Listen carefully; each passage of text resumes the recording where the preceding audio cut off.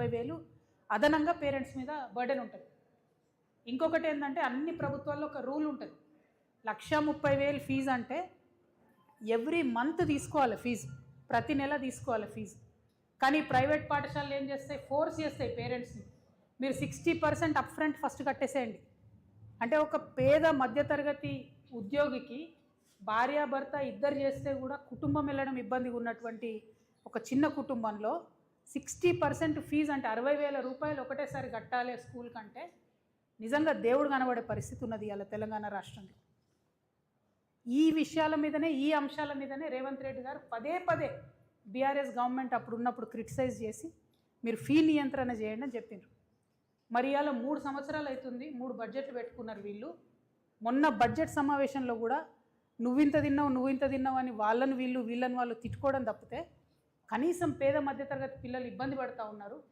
మరి ఫీజు నియంత్రణ కోసం ఒక చట్టం తేవాలి అని చెప్పి ఆలోచన ఈ ప్రభుత్వానికి లేకపోవడం అనేది సిగ్గుచేటు. నేను అర్జెంటుగా డిమాండ్ చేస్తూ ఉన్నా. గత 10-12 రోజులుగా ఈ రాష్ట్రంలో, ఈ హైదరాబాద్ మహానగరంలో స్కూళ్ళ ముందట పిల్లల యొక్క పేరెంట్స్ చేస్తున్న ధర్నాలు చూసన్నా మీ ప్రభుత్వం కళ్ళు తెరవాలి. అవసరమైతే స్పెషల్ అసెంబ్లీ సెషన్ పెట్టండి, అర్జెంటుగా చట్టం తీసుకురండి.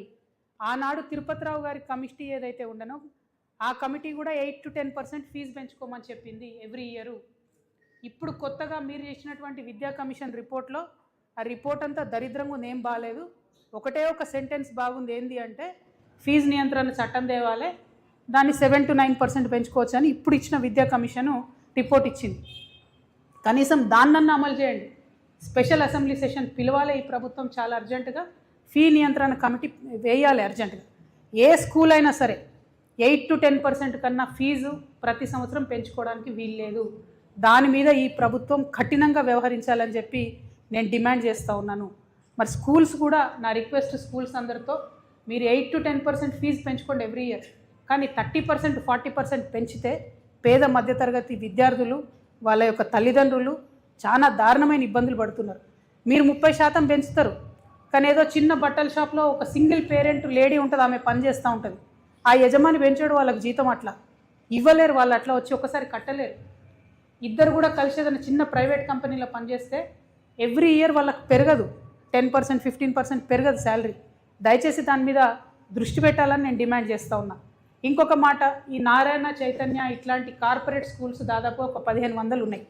వాళ్ళు ఏం చేస్తున్నారు, పెంచుడు ఫీజు వాళ్ళు 30% పెంచుతారు, కానీ టీచర్స్కి మాత్రం జీతం పెంచరు, టీచర్స్కి మాత్రం పిఎఫ్ కట్టరు.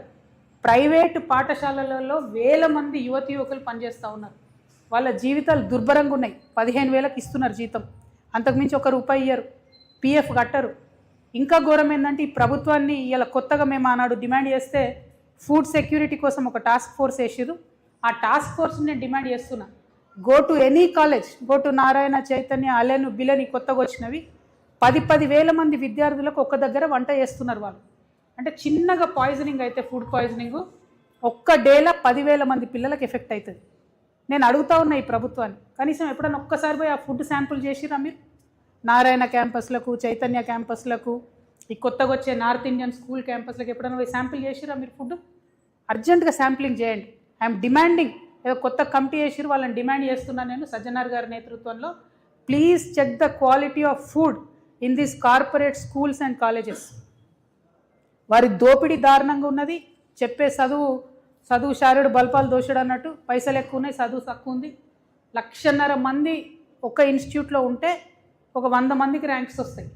ఆ 100 మందిని చూసి మనం ఆగమాగం అయిపోయి పేరెంట్స్ అందరం కూడా అందులో చేర్పిస్తున్నటువంటి పరిస్థితి ఉన్నది. కానీ దీన్ని ప్రభుత్వం సీరియస్గా తీసుకోవాలి. ఇంకొక విషయం ఏంటంటే, ఈ ప్రభుత్వం వెరైటీగా పెద్ద ప్రైవేట్ హాస్పిటళ్లను సీఎం గారే పోయి ఓపెన్ చేస్తారు, పెద్ద ప్రైవేట్ పాఠశాలలను కూడా సీఎం గారే పోయి ఓపెన్ చేస్తారు. అంటే మీరు ఏం మెసేజ్ ఇస్తున్నారు? మేము ప్రైవేట్ వాళ్ళని ప్రోత్సహిస్తాం, మీరు ప్రజల మీద వాడి కాల్స్కు తినండి, దోపిడీ చేసుకు తినండి అనే మెసేజ్ సీఎం గారు ఇస్తూ ఉన్నారు. ఇది కరెక్ట్ కాదు. ఈ ప్రభుత్వం ఏదైతే ప్రైవేటు పాఠశాలలు దోపిడీ చేస్తూ ఉన్నాయో, పేరెంట్స్ దగ్గర ఫీజు వసూలు చేస్తూ ఉన్నాయో ముక్కుపిండి, దాన్ని కంట్రోల్ చేయండి. స్పెషల్ సెషన్ పెట్టండి, అర్జెంటుగా బిల్లు పాస్ చేయండి, ఫీజు నియంత్రణ చేయండి. ఎట్ ద సేమ్ టైం ఈ 236 బడ్జెట్ స్కూల్స్కి ఇప్పటి వరకు మీరు దాదాపుగా 212 కోట్ల రూపాయలు బాకీ ఉన్నారు. మీరు బాకీ ఉండడంతో వాళ్ళు పిల్లల దగ్గర ఫీజు వసూలు చేస్తున్నారు, ఇబ్బంది పడతా ఉన్నారు. కాబట్టి ఆ ఫీ నియంత్రణ చేయడంతో పాటు మీరు బకాయిలు ఉన్న 212 కోట్లను మీరు ఇవ్వాల్సిందిగా నేను డిమాండ్ చేస్తూ, ఇప్పటి వరకు ఓన్లీ ఎస్సీ ఎస్టీ పిల్లలకు మాత్రమే మరి పర్ హెడ్ 42,000తోని గవర్నమెంట్ ఇస్తూ ఉంది. ఈ బెస్ట్ అవైలబుల్ స్కూల్లో సేమ్ బ్రాకెట్లో 1,50,000 కన్నా సంవత్సరానికి మరి ఇన్కమ్ లేనటువంటి బీసీ పిల్లలకు కూడా అవకాశం ఇవ్వాలి అని చెప్పి నేను ప్రభుత్వాన్ని డిమాండ్ చేస్తూ ఉన్నాను. ఇప్పుడు నాతో పాటు కొంతమంది ప్రైవేట్ టీచర్స్ ఉన్నారు. మరి వాళ్ళు చెప్తున్నటువంటి కష్టాలే, ప్రైవేట్ టీచర్స్కి కనీసం ప్రావిడెంట్ ఫండ్ కూడా కడతలేరు. అటువంటి స్కూల్స్ మీద ఇమీడియట్గా ఎక్కడికక్కడ మీరు ఏమంటారు రేడ్ చేయాలి. ఎక్కడెక్కడైతే పిఎఫ్ కడతలేరో, మ్యాచింగ్ గ్రాంట్ కడతలేరో అటువంటి స్కూల్స్ని సివియర్గా పనిష్ చేయాలి, వాళ్ళ పర్మిషన్ని రద్దు చేయాలి. ఫుడ్ సరిగ్గా పెట్టినటువంటి స్కూల్స్ మీద కూడా రేడ్ చేయాలని చెప్పి నేను డిమాండ్ చేస్తూ ఉన్నాను. నా దగ్గర కొంతమంది స్టూడెంట్స్ వచ్చి ఉన్నారు. వాళ్ళు ఇంజనీరింగ్ కాలేజెస్లో మరి ఏదైతే ఫీ రియంబర్స్మెంట్ ప్రభుత్వం యొక్క టోటల్ బకాయిలు 11,000 కోట్లు ఉంది. ఇంజనీరింగ్ కాలేజెస్కి 7,500 కోట్లు ఉంది. మరి 7,500 కోట్లు బకాయిలు ఉంటే ఆ ఇంజనీరింగ్ కాలేజెస్ వీళ్ళ సర్టిఫికెట్లు పెట్టుకొని ఉన్నారు. కోర్టు తీర్పిచ్చింది, సర్టిఫికెట్లు మీరు ఇచ్చేసేయండి, మీరు ప్రభుత్వం దగ్గర వసూలు చేసుకోండి అని కోర్టు తీర్పిచ్చింది. అయినా కూడా ఇప్పుడు ఈ పిల్లల సర్టిఫికెట్లు అన్నీ కూడా ఆ యాజమాన్యాలు పెట్టుకొని ఉన్నారు. కాబట్టి ఆ యాజమాన్యాలు నేను డిమాండ్ చేస్తూ ఉన్నాను, మీరు సర్టిఫికెట్స్ ఇవ్వండి. మీ తరఫున మేము నిలబడి ప్రభుత్వంతో కొట్లాడి మీకు ఆ బకాయిలు ఇప్పిస్తాం. కానీ ఆ పిల్లల భవిష్యత్తు ఖరాబ్ అవుతుంది. వాళ్ళు జాబ్ కోవాలి, ఫర్దర్గా ఏదైనా కోర్స్కి అప్లై చేసుకోవాలంటే సర్టిఫికెట్స్ లేకపోతే ఇబ్బంది అవుతుంది. కాబట్టి ఆ సర్టిఫికెట్స్ రిలీజ్ చేయాలని చెప్పి నేను ప్రభుత్వాన్ని, యాజమాన్యాలని డిమాండ్ చేస్తూ, ఇంకొక మాట ఖచ్చితంగా మనందరం కూడా గమనించుకోవాలి. ఇన్ని రోజులంటే నారాయణ చైతన్య స్కూళ్ళు ఉన్నాయి, కృష్ణవేణి స్కూల్ ఉంది, ఇంకేవో 10-15 పేర్లు ఉన్నాయి, అన్ని ప్రైవేట్ పాఠశాలలు ఉన్నాయని బాధపడ్డాం. ఇప్పుడు కొత్త ట్రెండ్ ఏమవుతుందంటే మొత్తం నార్త్ ఇండియా స్కూల్స్ వస్తున్నాయి ఇక్కడికి. అలెను, ఎక్సలెన్సు, రెజనెన్సు, ఫిజిక్స్ వాళ్ళ వీళ్ళందరూ నార్త్ ఇండియన్ స్కూల్స్. వీళ్ళు రావడం వల్ల నష్టం ఏం జరుగుతుంది? North Indian intermediate colleges, schools వాళ్ళు తీసుకొని వస్తున్నారు ఇక్కడికి. నష్టం ఏం జరుగుతుందంటే టోటల్ ఫ్యాకల్టీ వాళ్ళు ఓన్లీ నార్త్ ఇండియన్స్కే జాబ్స్ ఇస్తున్నారు. రిసెప్షనిస్ట్ దగ్గర నుంచి బాత్రూమ్స్ క్లీన్ చేసే వరకు కూడా వాళ్ళు ఓన్లీ నార్త్ ఇండియన్స్కి అవకాశాలు ఇస్తున్నారు. మరి మన తెలంగాణ లెక్చరర్స్ ఎటు పోవాలి, తెలంగాణ టీచర్స్ ఎటు పోవాలి, తెలంగాణ వాళ్ళకు ఉద్యోగాలు కావాలన్నా వద్దా? ఈ విషయంలో ప్రభుత్వం ఏమైనా స్టాండ్ తీసుకుంటుందా, తీసుకోదా? ఒకవేళ అందులో ఉద్యోగాలు మన వాళ్ళకి ఇవ్వకపోతే వాళ్ళకి పర్మిషన్ ఇవ్వకండి. మీరు ఎందుకు ఇస్తున్నారు పర్మిషన్? ఈ ఇయర్ పర్మిషన్స్ ఒకసారి లిస్ట్ మేము త్వరలో బయట పెడతాం. టోటల్ నార్త్ ఇండియన్ స్కూల్స్కే పర్మిషన్ ఇచ్చారు. తెలంగాణ వాళ్ళు ఎవరైనా అప్లై చేస్తే ఇస్తలేరు. ఇవ్వచ్చు కదా, తెలంగాణ ఉద్యమకారులకు ఇవ్వండి, తెలంగాణ యువకులకు ఇవ్వండి, వాళ్ళు పెట్టుకుంటారు. ఒకటో రెండో కాలేజీలు వాళ్ళు బతికిపోతారు కదా. ఎందుకు నార్త్ ఇండియన్ లాబీని మీరు ఎంకరేజ్ చేస్తున్నారని చెప్పి నేను ప్రభుత్వాన్ని డిమాండ్ చేస్తూ, మళ్ళీ ఒకసారి నా డిమాండ్ని రిపీట్ చేస్తున్నా. అర్జెంటుగా ప్రభుత్వం అసెంబ్లీ సెషన్ పెట్టాలి, ఫీజు నియంత్రణ చట్టాన్ని పాస్ చేయాలి. జూన్ జూలైలో ఏదైతే పేరెంట్స్ని ప్రైవేట్ పాఠశాలలు ఫీజులు పెంచి కాల్చుకొని తినబోతూ ఉన్నారో ఆ ప్రైవేట్ పాఠశాలల బారి నుండి ప్రభుత్వం పిల్లలను, పిల్లల యొక్క పేరెంట్స్ని రక్షించాలి. అన్ని ప్రైవేట్ పాఠశాలలు బాగలేవని నేను అంటలేను. చాలామంది ప్రైవేట్ పాఠశాలలు పిల్లల్ని కడుపులో పెట్టుకొని చూసుకునే వాళ్ళు ఉన్నారు, టీచర్స్ని బాగా చూసుకునే వాళ్ళు ఉన్నారు. కానీ ఎవరైతే అడ్డగోలుగా ఫీజులు పెంచుతున్నారో, ఎవరైతే కనీసం పేరెంట్స్ని లోపలికి కూడా రానియకుండా, అపాయింట్మెంట్ కూడా ఇవ్వకుండా పురుగుల్ని చూసినట్టు చూస్తున్నారో అటువంటి పాఠశాల యాజమాన్యాలకు మాత్రం నేను చెప్తా ఉన్నా, 8 to 10% మీరు పెంచుకోండి. కానీ అంతకన్నా ఎక్కువ పెంచితే ఈ ప్రభుత్వం యాక్షన్ తీసుకుందా సరే, లేకపోతే మాత్రం మేము జాగృతి నుండి ఎక్కడికక్కడ పేరెంట్స్ పక్షాన మేము కూడా స్కూళ్ళ ముంగట నిలబడి ధర్నా వేస్తామని చెప్పి తెలియజేస్తూ, మరి ఈ రాష్ట్రంలో ఉన్నటువంటి విద్యార్థుల్ని కాపాడవలసిందిగా ప్రభుత్వాన్ని డిమాండ్ చేస్తూ మీ దగ్గర సెలవు తీసుకుంటున్నాను. Thank you. జై తెలంగాణ, జై జాగృతి.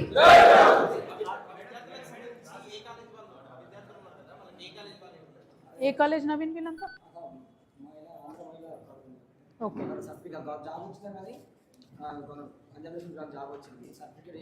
పంజాబ్ నేషనల్ బ్యాంక్లో జాబ్ వచ్చినా కూడా సర్టిఫికెట్స్ ఇవ్వమంటే ఆంధ్ర మహిళా కాలేజా ఏమో, ఏ కాలేజా? ఆంధ్ర మహిళ. Okay, thank you. అట్లా చాలా కాలేజెస్ ఉన్నాయి.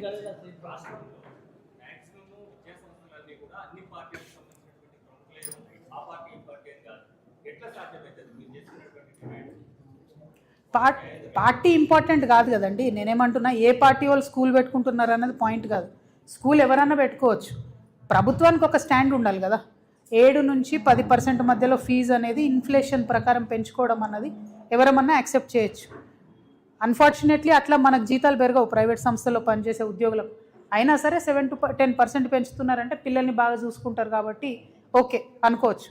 కానీ 30% పెంచడం, 40% పెంచడం అన్యాయం. అది పిల్లలకు, పేరెంట్స్కి బర్డెన్ అవుతుంది ఒకటి.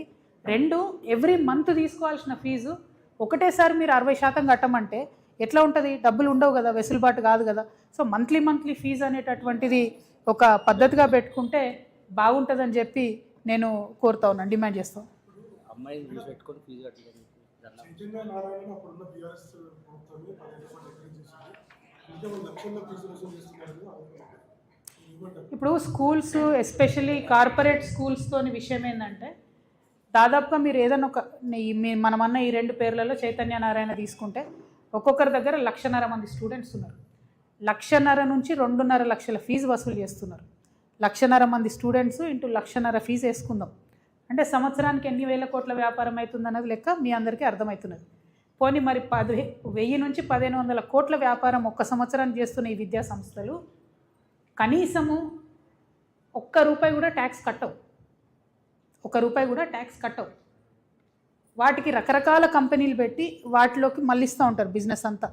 దోబికి లోకల్ వాళ్ళకి అవకాశం ఇయ్యరు, ఫుడ్ వండేటోనికి లోకల్ వాళ్ళకి అవకాశం ఇయ్యరు, షూజు లోకల్లో ప్రొక్యూర్ చేయరు, డ్రెస్సులు లోకల్లో ప్రొక్యూర్ చేయరు. అంటే ఈ 1,500